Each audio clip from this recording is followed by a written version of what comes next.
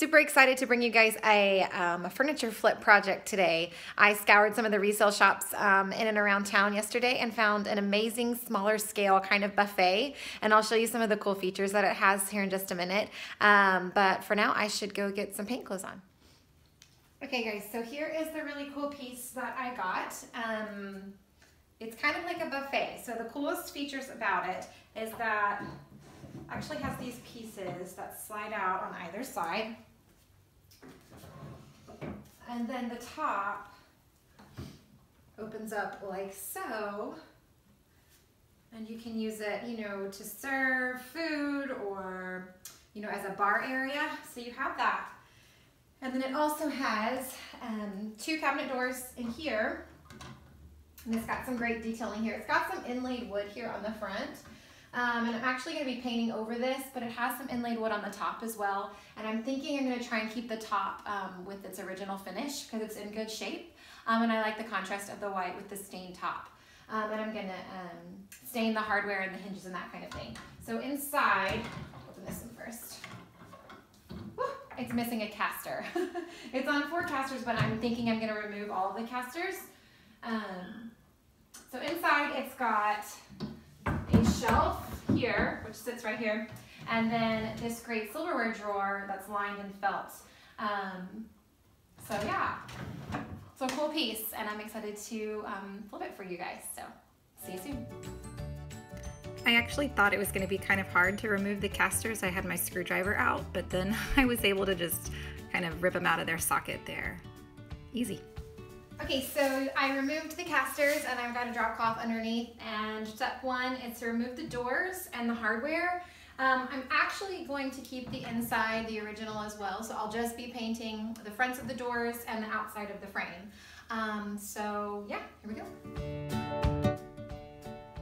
So I ended up using just my handheld screwdriver. I realized that it would have been easier to use my drill, but when I got it out to use it, the battery was completely dead. So I had to plug that in and charge it up, and I was actually able to reuse or to use it later to put the doors back on and the hardware back on. But yeah, a trusty old handheld will work just fine, and you get a good workout in as well. I ended up taking off the hinges because I wanted to spray paint those as well. Here's a trick for you. You want to make sure you keep track of all of those tiny screws. So I like to use a little baggie and keep it all safe in one place. My arm was getting super tired. But we're almost done. Those last hinges. There we go. Okay, I'm going to give the frame, the body frame, and also the fronts of the doors, just a light sanding, and then clean it up really good before I start with my first coat. I am using a 3M Pro Grade Precision Advanced Sanding Sheets and 120 grit. And so yeah, here we go. The purpose of sanding here is not to get down to its natural wood. It's just to kind of take the shine off a little bit and give the paint something to grip to. So a nice light sanding is fine. So I'm actually going to do the same exact thing on the door fronts. I am a little worried about the inlays on the front, just as far as my sanding direction. I don't know if you can see that there, but I think I'm just going to go lengthwise or up and down and hope that that does the trick. I don't want to. When you're sanding, you want to go in the direction of the grain of the wood. So hopefully I'll just do it really lightly just to take some of the sheen off, and it'll be okay. You probably can't tell here, but I got really self-conscious about when I start to work on projects like this, I tend to stick out my tongue. And so I was very aware of every time I was doing it. Got a little nervous here about that inlaid section, but I ended up just sanding in the direction of the main grain of the wood, and it was fine. All good. When you get done sanding, there's going to be a lot of dust, so just get a nice clean cloth and really get all that dust, especially out of all the nooks and crannies. Alright, I am ready for my first coat. I wanted to show you the product I'm using. Normally, whenever I paint furniture, I use chalk paint, but I wanted to try out this Valspar Project Perfect Durable Latex Enamel instead, because I wanted to see what kind of finish I got with this.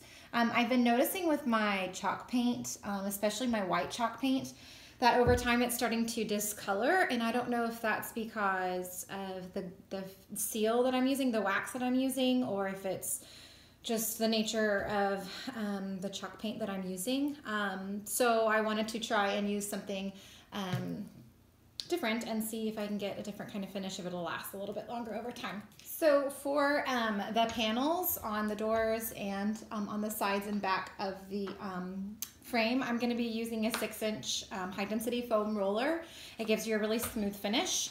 And then for all of the detail work, I'm going to be using a Wooster Pro, this is my favorite, 2.5-inch angled paintbrush. This is my favorite, and it really helps you get down into all of those grooves and details and gets the paint down in there really well. So here we go.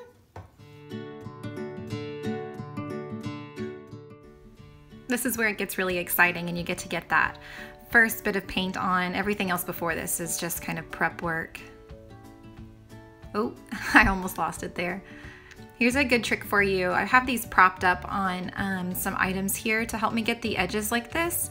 I learned this last year while doing my kitchen cabinets. You don't want it to be laying flat. You really want it to be propped up. I'm using 2 paint cans on one side and then 2 just small mixing bowls for the other door frame. Make sure you get in all those nooks and crannies first and then hit the panels with the foam roller. Looking good. Same thing here, you want to get into all of those details with your brush and then go back over it with the foam roller. I ended up getting a little bit on the top part there, but because it's latex, you can just clean it up with a little bit of water. I'm fairly confident in my painting abilities, so I didn't tape anything up, but you could if you wanted to have just that extra bit of insurance. Okay, so I have the first coat done on both the frame of the box and the doors, and now I'm gonna eat some lunch and give it some time to dry before I put a second coat on, and it may need 3, so we'll see. Okay guys, I am out here on my back patio. I am going to spray paint all the hardware, and I'm just using some that I had left over. It's a Rust-Oleum hammered finish. It's like a dark black or bronze. It doesn't say what color it is actually, but anyway, I had this left over from another project. I think there's enough in there, I think so. And I'm gonna spray paint my hardware. So here we go. All right, so I put on a first coat on these hinges. It's just I just did a really light coat on the back. And then I'll come around and flip them over and do the other side. Same thing for those pulls up there. Just a really light coat. And then once they dry out here in the sun, which won't take very long, I'll come back and flip them over and get a more solid coat. All right, while my hardware is drying out in the backyard in the sun, I'm going to start on my second coat of my doors and the frame and just hope that's enough. But I'm pretty sure it's gonna take 3 coats, but we shall see. Here we go. All right, you guys, it's been a couple of hours, and the awesome news is that I think I am pretty happy with just 2 coats. I'm gonna do some light distressing, so I'm not too terribly worried about any areas that might seem a little uneven because it's gonna be a little bit more of a rustic piece once I get done with it with the light distressing. But I'm excited to get the hardware and the doors back on and see what it looks like. Here are the door faces. I ended up using, you can still kind of see the texture of the inlay there, which is kind of cool, I think. But I did end up using the brush as opposed to the roller.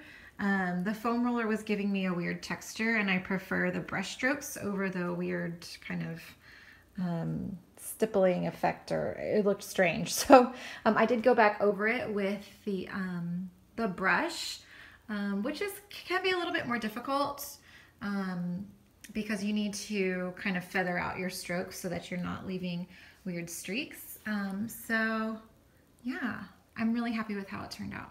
Okay, so I have a few more minutes until I need to leave to go pick up my kids from school, and I'm almost done. So I've got 2 coats of paint on here, and I'm gonna put the doors back on after I distress them, but I am gonna lightly distress this. So I'm just gonna take the same piece of sandpaper that I used before, it's 120 grit, and I'm just gonna lightly distress the areas that might receive wear and tear if it, were actually in your house. So things like the corners, where people might bump into it or where it might rub up against, you know, the wall or something like that. You're just gonna lightly take off a little bit of the paint.